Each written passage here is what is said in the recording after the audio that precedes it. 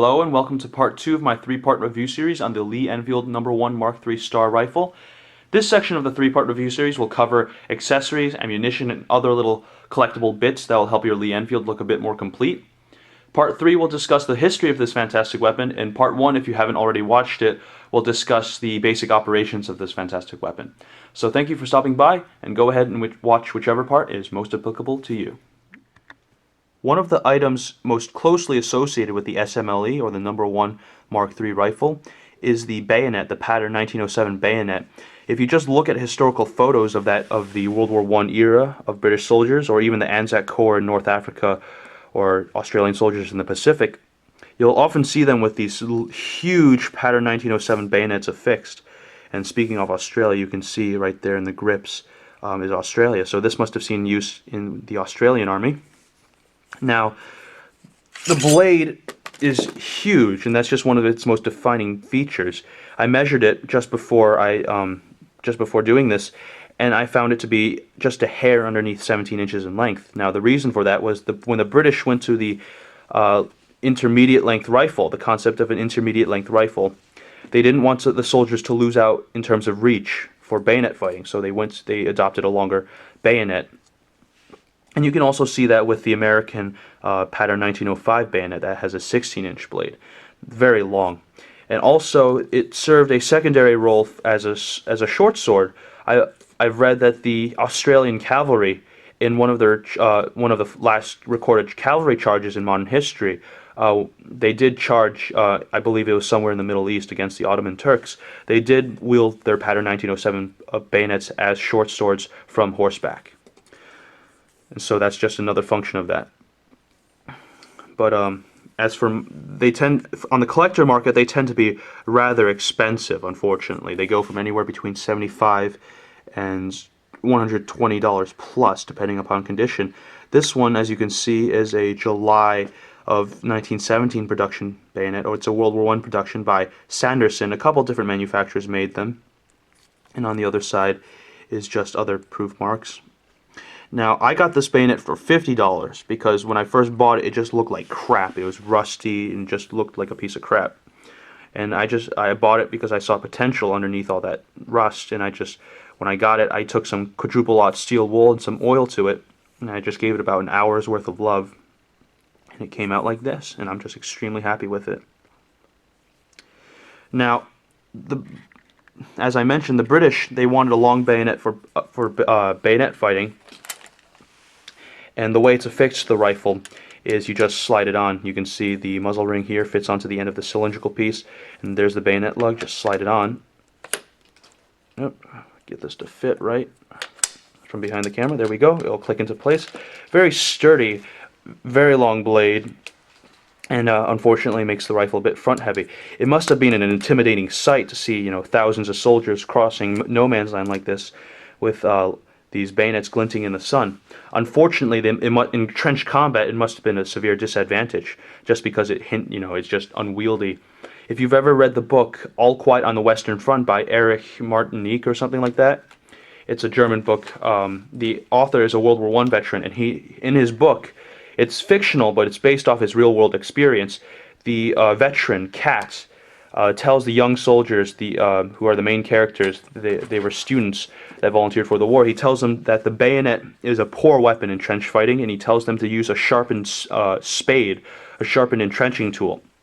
Because I remember reading this very passionately, that Kat describes how if you take a sharpened bayonet and a sharpened spade or entrenching tool, and you, using a downwards motion, striking a man between the shoulder and the neck, you can cleave all the way to his breastbone. And if you take the spade and you just hit a man and you thrust forward, hitting a man underneath the chin, you can take his head off. So obviously, with the author being a World War I veteran, I'm going to believe every word he says. But the British found that this was, unfortunately, not surprisingly, too cumbersome in trench combat. What they found was that you only needed a 6 to 8 inch length bayonet to puncture all the way to the vitals.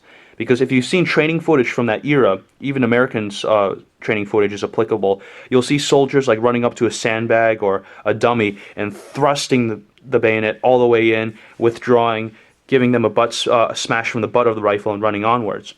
Bayonet fighting is, of course, in reality, a much dirtier affair. Punch a guy, smash him with the buttery rifle, knee him in the family jewels, and then smash him onto the ground and then stab him, finish him off. And what they found is that soldiers were just stabbing people over and over again, because if you're close enough to be using a bayonet, you are berserk. You are full of adrenaline. And so what happened? They just found soldiers were stabbing guys on the ground over and over again. So and with the No.4 series rifles, they shortened the bayonet to about 6 to 8 inches. And of course, that's why most other armies came to the same conclusion, including ours, the American Army. And you see a transition from long, practically sword bayonets to much shorter knife bayonets, or pig stickers, or basically shorter bayonets, because a long, huge thing is just unnecessary. The next subject I'll be tackling will be ammunition offerings for your Lee Enfields. Unfortunately, when it comes to the discussion of 303 British, cheap 303 British, the cheap military surplus ammunition of the 90s seems to have gone the way of the dodo.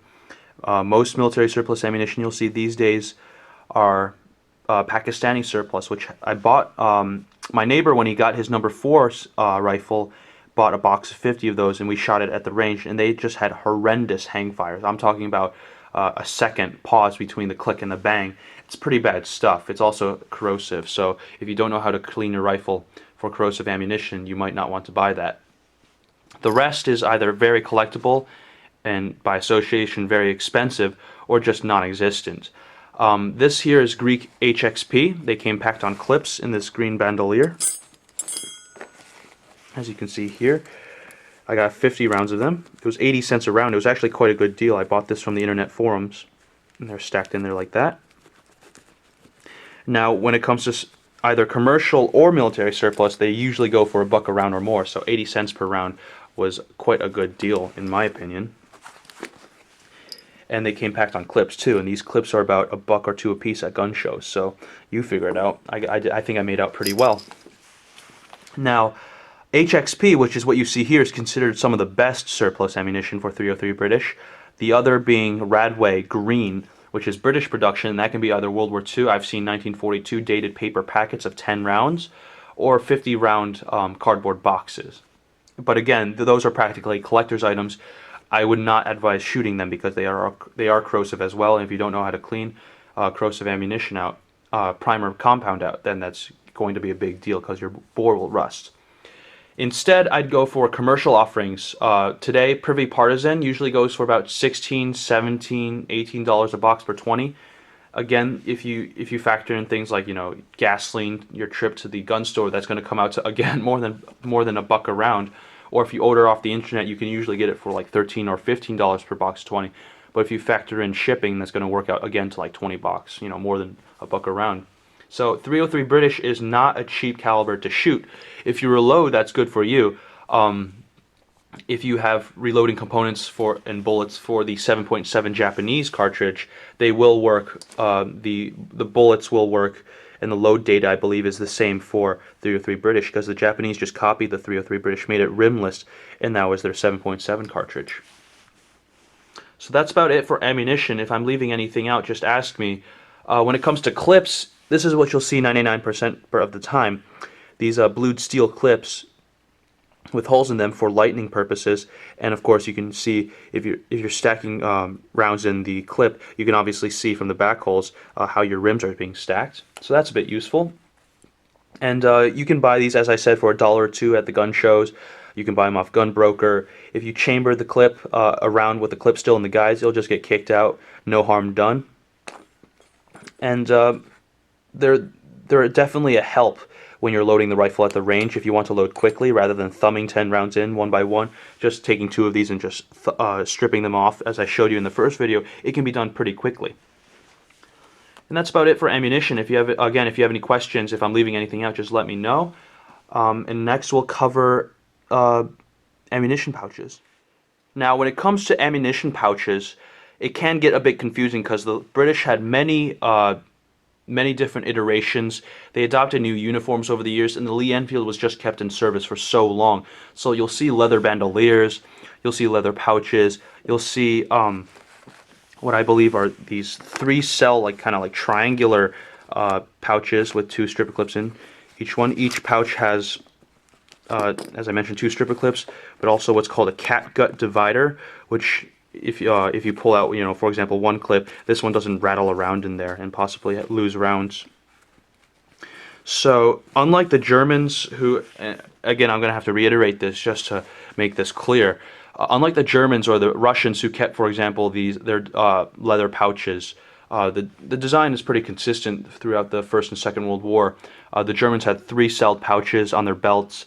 The only difference between World War I and World War II is that the World War II version held 2 stripper clips per cell like this, whereas the World War I pouches held 3 per cell. But the British had like 1908 patterned 1908 pattern webbing. Then there was like a 1912. Then there was a 1916. Then there was a 1937 with the 2 canvas bags. So again, there's just so much information out there that I just don't have available because uniforms are not my area of specialty. I'm just a rifle and ammo guy. And then the British eventually went to making bandoliers like this, and then with the pattern 1937 webbing, they had 2 canvas bags on either suspender, and they would just stuff these bandoliers in there, or extra Bren mags or whatever. So there you go. I just thought that, this pouch was only $10, so compared to like German pouches, I thought it was quite a deal. So I bought it. But again, this is not my area of specialty. You'll have to do your own reading on that. I'm sorry. But I hope you found this interesting at least. And then we're going to move on to cleaning implements. Another thing to purchase to make your Lee Enfield look a bit more complete would be the original cleaning accessories that would have been used with this rifle. I have with me 2 such things. This is just your kind of your regular pull-through bore snake, I guess you would call it. You would just drop this brass weight down the breech end through the muzzle, and then on this end you would have patches or rags soaked in solvent or oil or whatever, and you would just yank it through the barrel. Of course, if you have any modern, if you have cleaning rods or modern patches or any sort of, modern bore snake, that will of course work as well. I just find that these were really cheap. I'm not sure how expensive they are out there. I got this one for like $5 and that one for like $3, so I couldn't exactly complain. I couldn't pass them up. This oiler here is a post-World War II design, I believe. It's black plastic, but the design really stayed the same ever since the First World War. It's just a hollow cylinder. There's a cap here that unscrews, and there's a rubber ring to provide a seal. Down the middle, there's this rod with a flattened bit at the end there. It's catching reflected light. That acts as an applicator, where you can just dab oil or solvents, whatever this thing carried, onto a patch or onto some part of your rifle that needed lubricants. The original ones in World War I would have been brass. In World War II, they went over to Bakelite, which is a synthetic resin and early plastic. And then finally, after the war, they went to just modern, this modern black plastic. Most of these would have been kept in the trapdoor buttstock here. Of course, you just take your oiler and all your patches and you just stuff them in there. I don't, because it would probably be a pain in the butt to get out. With regards to cleaning, as I mentioned, if you have modern bore snakes or cleaning rods or patches or whatever, those will all of course work pretty well, if not better than this thing here. Plus this is just for show. If you're shooting corrosive ammunition, and you should always assume all surplus ammunition is corrosive. I know that HXP is not, but I still treat it as if it were corrosive because I just don't want to take chances. You'd want to clear out the corrosive salts with Windex with ammonia. Boiling water with soap in it will also work, although not as well. And of course, what I prefer is USGI bore cleaner, the surplus stuff. It costs me about $3 per can. It's ultra cheap. It just smells really bad. So that about covers it for cleaning. Next, we're going to move on to the sling. The last thing I'll be covering in this portion of the 3-part review series is the sling. The slings tend to be pretty cheap on the surplus market out there. They're usually about 10 or 15 bucks. They are made out of canvas for the most part. There's some that are tan. Most tend to be green like this. And they do have brass clips on the end, brass ends, through which you just hook it. You slide it through these swivels, and you just hook it on through these 2 hooks over here. It's a pretty simple deal. The only downside to this is that they're not as what's the word I'm looking for? They're not as steady as, say, the US slings. You can adjust the length. So, for example, you can create a bigger loop over here, but you cannot use these slings like an aid to steady yourself while aiming, like the slings for the Krag Jorgensen, the American Krag Jorgensen, the Springfield 1903, and the M1 Garand. It just doesn't work that way. I've tried. It doesn't work all that well because, again, it just slips all the way to the very end. So the only thing it's really useful for, in my experience, is as a tool for carrying it around on your shoulder. If you're hunting or whatever, it may help you be a bit more comfortable because these rifles are heavy at about 9 pounds, plus ammo is 10 rounds of .303 is probably more. So there you go. They are pretty durable. They don't look like they're going to snap or anything like that. So I'm pretty happy with it.